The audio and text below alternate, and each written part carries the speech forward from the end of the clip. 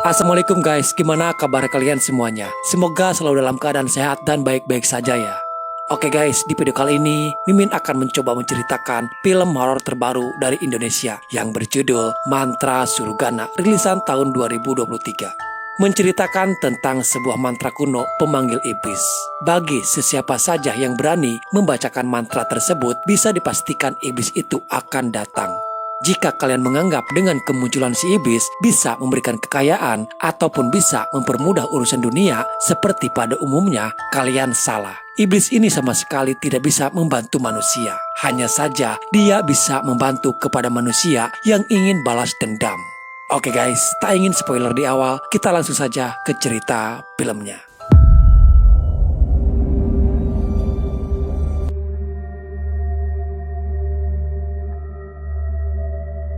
Cerita langsung disuguhkan dengan Arman yang berada di sebuah rumah gubuk. Belum diketahui apa yang sebenarnya terjadi kepada Arman. Namun seperti ada yang mengendalikan dirinya. Di mana kita lihat Arman menikam pisau itu ke kakinya sendiri.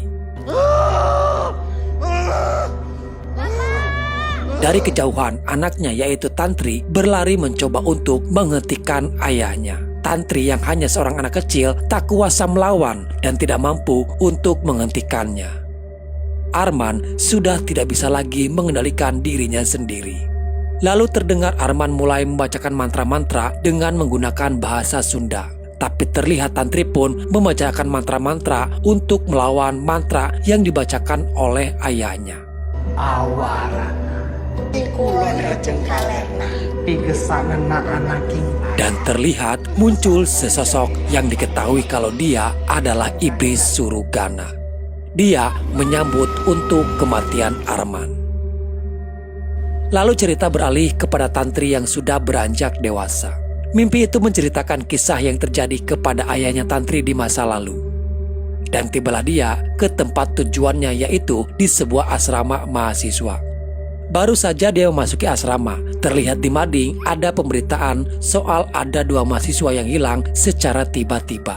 Mahasiswa yang hilang itu adalah Arum dan Lucky. Ada sesuatu yang aneh ketika Tantri melihat kalung yang digunakan oleh Arum. Kalungnya sama persis dengan kalung yang dipakai oleh Tantri. Tak lama kemudian datang 2 mahasiswa lain menghampiri Tantri. Mereka pun saling berkenalan. Dia adalah Faye dan Asta. Faye terlihat anak yang cukup ramah, sedangkan Asta terlihat jutek kepada orang baru. Faye dan Asta hanya ingin melihat kamar yang ditempati oleh Tantri. Sebelum mereka pergi, Faye sempat berkata semoga betah dan tak lupa untuk Tantri selalu berhati-hati. Di kamar itu Tantri melihat ada sebuah foto yang tergeletak di meja. Ternyata itu adalah foto Faye bersama Asta dan ketiga teman-temannya. Fotonya sempat terjatuh dan masuk ke bawah ranjang. Tak pernah Tantri duga, tiba-tiba dia melihat ada sesosok wanita di sana. Baru saja 1 malam Tantri menginap di sini, keanehan sudah mulai terjadi. Di keesokan paginya, Tantri sempat memberitahukan kepada Faye dan juga Asta soal kejadian semalam. Asta mulai bercerita soal kasus 2 mahasiswa yang hilang, yaitu Lucky dan Arum. Kejadian itu terjadi pada 1 tahun yang lalu. Ada beberapa rumor yang mengatakan mereka berdua telah meninggal dunia. Namun sampai pada saat ini, keberadaan mereka masih belum ditemukan. Terjadi perselisihan antara Mahesa dengan Reja. Mereka berlima ini, Faye, Asta, Reja, Mahesa, dan juga Arum, adalah satu anak tongkrongan guys. Reja sangat terganggu dengan Mahesa yang terus mencoba mengulik soal hilangnya Arum. Ya Arum juga teman gue. Namun tidak bisa begitu saja untuk Mahesa melupakan kasus hilangnya Arum. Apalagi banyak ditemukan kejanggalan di rumah kediaman Arum.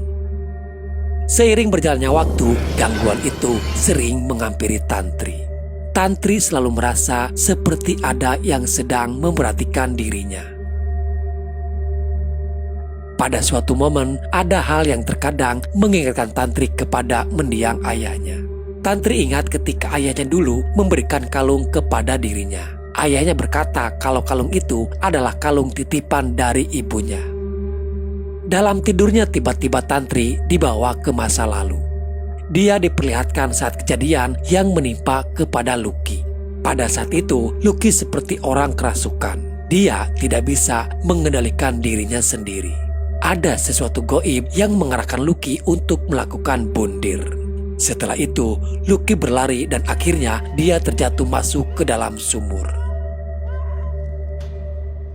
Mimpi tersebut seperti sebuah petunjuk bagi Tantri. Dan ternyata memang benar jasad Lucky berada di dalam sumur itu. Tantri merasa tak nyaman ketika dia baru menyadari kalau Mahesa memfoto dirinya secara diam-diam. Tapi ada yang aneh dengan raut wajah Mahesa. Dia seperti melihat sesuatu ketika memfoto dirinya. Ternyata gangguan tidak hanya terjadi kepada Tantri. Pei juga merasakan hal yang sama. Beberapa kali dia melihat sesosok penampakan menyerupai dirinya sendiri. Asta dan Pei menemui Tantri. Tantri sendiri tidak tahu kenapa mimpi itu datang kepada dirinya dan memberitahukan keberadaan jasad Lucky. Asta merasa kalau Tantri punya kemampuan bisa melihat sesuatu yang orang lain tidak bisa melihatnya. Jika Lucky bisa Antri temukan, bukan tidak mungkin dia juga bisa menemukan di mana keberadaan Arung. Tantri sendiri tidak begitu yakin, namun dia akan mencoba untuk membantunya. Pei, Asta, Tantri, dan juga Reja pergi yang akan menuju ke suatu tempat. Pencarian tersebut dimulai di rumah bekas kediaman Arung. Rumahnya sudah kosong, bahkan sudah tidak terurus lagi. Ketika yang lain sibuk di ruangan tengah, ada dorongan kuat untuk Tantri menuju ke salah satu ruangan lain. Dan di sana tiba-tiba Tantri seperti dirasuki oleh sesosok makhluk. Tantri lalu melihat ada sesosok arwahnya Arung dan menunjukkan jalan kepada Tantri. Di salah satu kamar Tantri diperlihatkan ada sebuah simbol aneh. Di luar kendalinya, Tantri seperti sedang melakukan sebuah ritual. Lalu tak lama muncul sebuah buku di tengah-tengah simbol itu. Tantri baru tersadar kembali setelah kedatangan Asta. Di dalam lingkaran itu terdapati ada nama Pei, Asta, Lucky, Reja. Dari sini Asta akhirnya tahu kalau Arum memantra-mantrai mereka.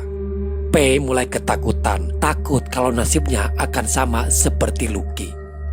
Saling menyalahkan terjadi antara Pei dan juga Reja. Pei berkata semua ini gara-gara Reja. Tapi bukan saatnya mereka saling menyalahkan satu sama lain. Yang terpenting sekarang adalah bagaimana caranya mereka menghentikan semuanya ini. Di sini Tantri menolak jika harus dilibatkan karena Tantri tidak tahu apa-apa soal Arum. Tapi Tantri tidak bisa mengelak karena melalui Tantri lah akhirnya mayat Lucky ditemukan. Tantri sepertinya memang masih ada keterkaitan dengan Arum yang belum diketahui. Asta merasa kedatangan Tantri adalah sebuah jalan. Mungkin hanya Tantri yang bisa menghentikan kutukan dari mantra-mantra ini. Asta dan Pei berusaha merayu agar Tantri mau membantu dan mencoba untuk menghentikan kutukannya. Seperti sebuah ilham, Tantri sudah tahu tata cara untuk melakukan ritualnya. Ritual pun dilakukan. Terlihat Tantri kembali seperti orang yang kerasukan. Tantri mulai membacakan mantra-mantranya dan diikuti oleh mereka bertiga.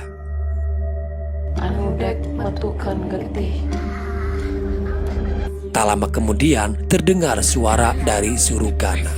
Dia datang sesuai panggilan yang Tantri lakukan. Wajah dari iblis Surugana terlihat begitu sangat mengerikan dan juga menjijikan. Si iblis berbicara kepada Tantri dengan menggunakan bahasa Sunda. Mimin sendiri sebenarnya orang Sunda guys, tapi jujur bahasa Sunda yang digunakan Surugana itu adalah bahasa Sunda kuno yang tidak semua orang Sunda kebanyakan bisa mengerti apa yang dia ucapkan. Namun pada intinya Surugana akan menunaikan janjinya Arum untuk membalaskan dendam kepada mereka semuanya. Cepat atau lambat Surugana akan mengambil jiwa-jiwa mereka untuk dijadikan budak iblis. Cokot kuaing.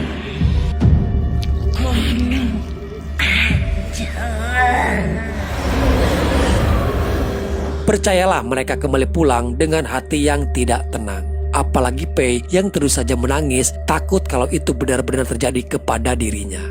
Bisa diem gak, Fe? Tapi tadi kan lo denger. Diem.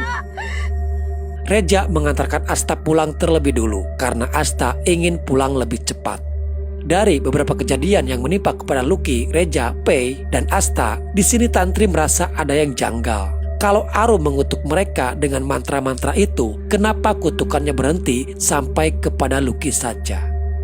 Di rumah itu, Asta hanya tinggal berdua bersama omnya sendiri. Omnya adalah seorang pemabuk berat. Pada saat itu, Asta diam-diam mengambil beberapa potongan dari kumisnya. Dia dikejutkan, tiba-tiba omnya malah terbangun. Dan tak pernah kita duga, ternyata omnya tega bercocok tanam dengan keponakannya sendiri. Dan yang lebih mengejutkannya lagi adalah ternyata perlakuan itu sudah terjadi sejak Asta masih duduk di bangku SMA. Gangguan-gangguan dari si iblis kembali menghantui mereka semuanya. Bahkan gangguan tersebut kini serasa semakin nyata menampakkan diri di hadapan mereka.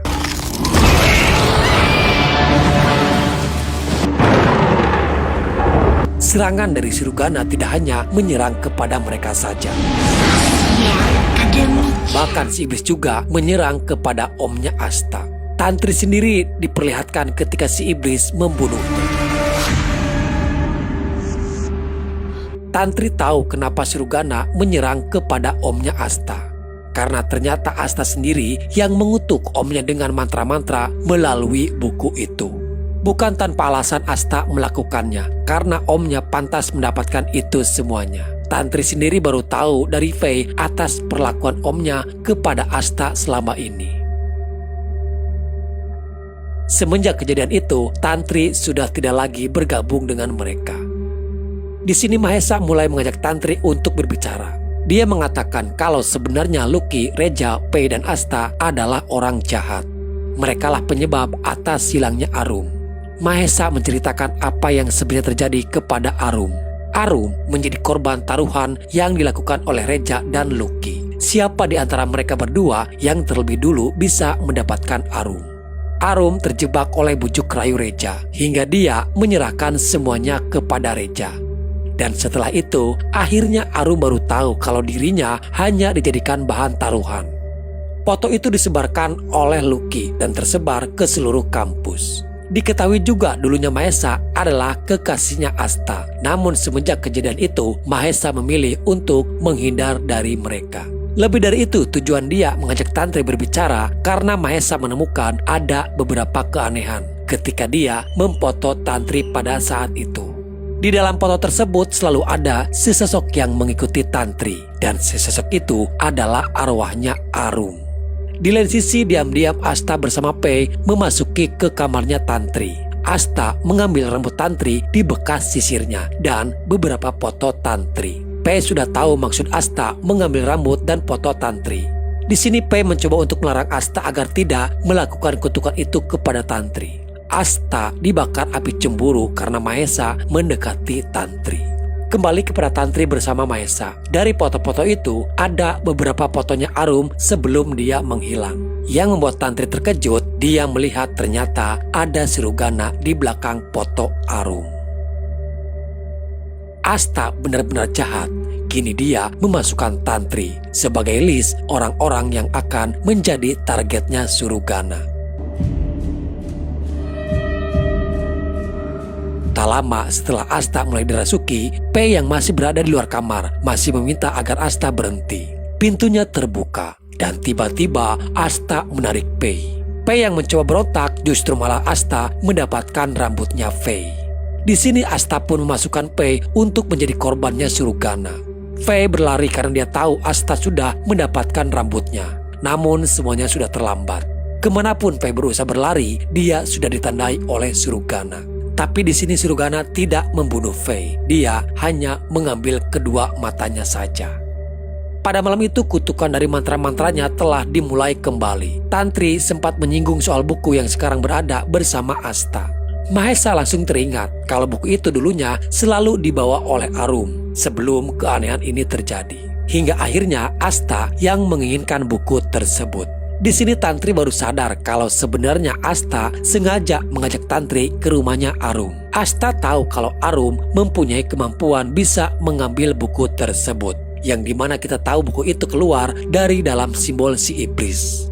Di tengah-tengah pembicaraan, tiba-tiba keanehan terjadi kepada Tantri. Tantri seperti dirasuki dan dia diperlihatkan kepada kejadian di masa lalu. Tantri mendengar ada suara seorang wanita meminta tolong. Dia mencari sumber dari suara tersebut. Di sana Tantri melihat segerombolan pria sedang beramai-ramai bercocok tanam kepada satu orang wanita. Dan yang membuat Tantri terkejut adalah si wanita itu menoleh sambil tersenyum ke arah Tantri. Entah dari mana dia mendapatkan buku tersebut, namun di buku itu dia menuliskan orang-orang yang telah menodai dirinya, lalu membacakan mantra Surugana. Dengan penuh dendam dan amarah yang sangat mendalam, dia mengutuk orang-orang tersebut. Dan tidak sampai di situ saja, dia juga mengutuk hingga kepada semua anak cucu keturunan mereka.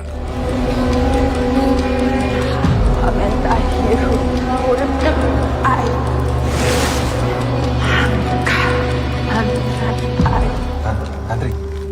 Tak lama Tantri pun tersadar kembali. Setelah melihat apa yang terjadi di masa lalu, Tantri menjadi ketakutan. Sebelum wanita itu membakar dirinya, dia menuliskan orang-orang yang telah menodainya. Dan di antara orang-orang itu, salah satunya adalah kakeknya Tantri sendiri. Kakeknya terlibat dalam kejadian itu. Itulah kenapa di awal film ayahnya Tantri seperti orang kerasukan, hingga akhirnya ayahnya pun tewas. Dan itu juga terjadi kepada ibunya Tantri yang telah meninggal terlebih dulu. Di sini kuncinya ada pada Arum. Kutukan itu sebenarnya sempat terhenti hingga aktif kembali setelah Arum mempunyai dendam kepada orang-orang yang telah menyakiti dirinya. Dalam keputusasaan Arum, iblis Surugana mencoba menghasut pikiran Arum dengan membisikkan mantra-mantranya. Dan mungkin saja penampakan sesosok Arum yang menampakkan diri kepada Tantri, sebenarnya dia meminta bantuan kepada Tantri. Untuk menghentikan kutukan tersebut, mereka harus mencari keberadaan Arum. Di lain sisi, setelah Surugana berhasil memperdaya Arum, kini dia menghasut pikirannya Asta.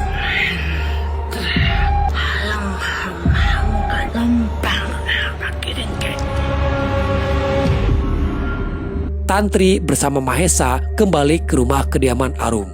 Tak lama kemudian, Surugana mencoba yang akan menyerang Tantri. Tapi di sini Tantri sendiri mempunyai perisai mantra-mantra yang mampu melindungi dirinya dari serangan para makhluk halus. Mantra-mantra yang diberikan oleh ayahnya terdahulu. Sekuat apapun Surugana menyerang, dia tidak akan mampu menembusnya. Tantri terkoneksi dengan keberadaan Arum melalui kalung yang dia gunakan.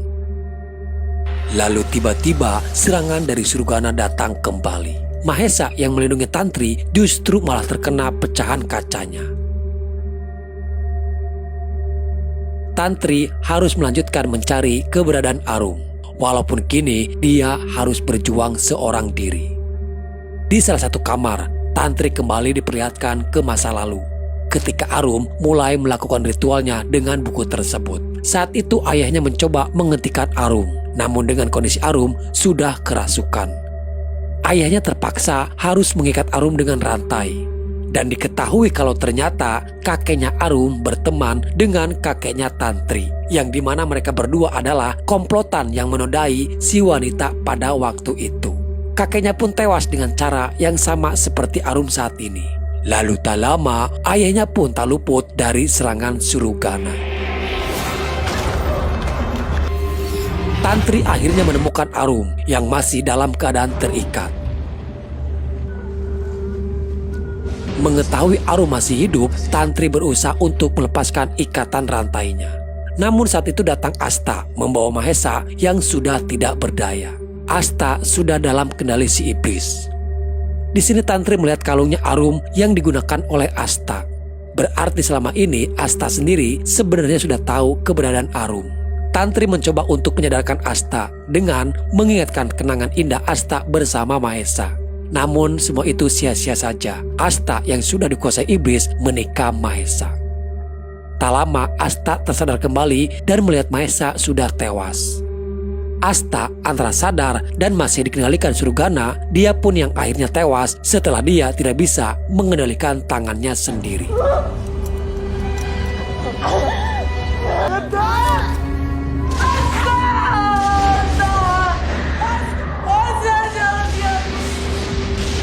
Dan puncaknya adalah ketika Surugana merasuki ke dalam jiwa Arum.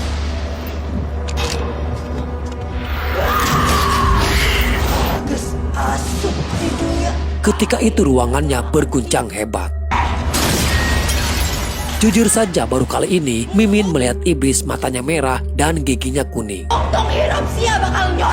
Ketika si iblis dengan lantangnya berkhotbah tidak membuang kesempatan, Tantri langsung menikam Arum. Tapi justru dengan Arum meninggal, serangan dari Surugana akhirnya bisa dihentikan. Terdengar sebelum kematian Arum, dia sempat berkata mengucapkan terima kasih kepada Tantri. Dari sebuah televisi diberitakan penangkapan seorang mahasiswa yaitu Reja atas kasus yang menimpa kepada Arum terdahulu. Di akhir cerita kembali ke masa kecil Tantri bersama ayahnya. Sejak dari kecil ayahnya selalu mengajarkan Tantri mantra-mantra. Mantra itulah yang menjadi perisai bagi Tantri untuk menghindari dari mara bahaya. Dan setelah semuanya berakhir, Tantri membakar buku itu. Di lain sisi P yang ternyata masih hidup, namun keadaannya sudah sangat mengkhawatirkan. Dia mengalami kebutaan dan gangguan jiwa. Sementara Reja yang berada di dalam penjara terhukum oleh karmanya sendiri. Dia menjeduk-jedukan kepalanya hingga akhirnya dia pun tewas. Dan di dalam bis saat dalam perjalanan kembali, Tantri terbangun dari tidurnya. Namun dia dikejutkan tiba-tiba buku itu kembali ada pada dirinya. Oke guys, jadi itulah alur cerita filmnya. Sedikit mengomentari filmnya. Bukan so tahu tapi ini menurut Mimin pribadi saja ya. Jujur sebenarnya film ini bagus. Dari segi alur cerita, editing, dan koreografi si iblisnya juga oke. Dan yang paling menonjol adalah karakter iblis Surugana yang membuat Mimin sendiri merinding melihatnya. Tapi memang sayang guys, di pemilihan aktor dalam film ini kurang tepat aja. Di antara yang lain, hanya karakter Tantri yang masih terbilang cukup mending lah. Film ini sangat kebantu oleh karakter dari Surugana. Make upnya yang rapih, ditambah koreografi si iblis yang dapat banget pembawaannya. Apalagi di adegan saat Surugana muncul di tengah-tengah mereka. Ini sih bagus banget acting dari si iblisnya. Sumpah ini film bagus sebenarnya. Dan kalau dilihat skor di IMDb, film ini masih kurang penilaiannya. Kalau menurut kalian gimana tentang film ini guys? Coba komen di bawah ya. Oke, mungkin sampai di sini dulu ya ceritanya. Semoga apa yang ingin ceritakan bisa menghibur dan menemani luang waktu kalian. Sampai jumpa di video selanjutnya. Salam dari admin dan bye-bye.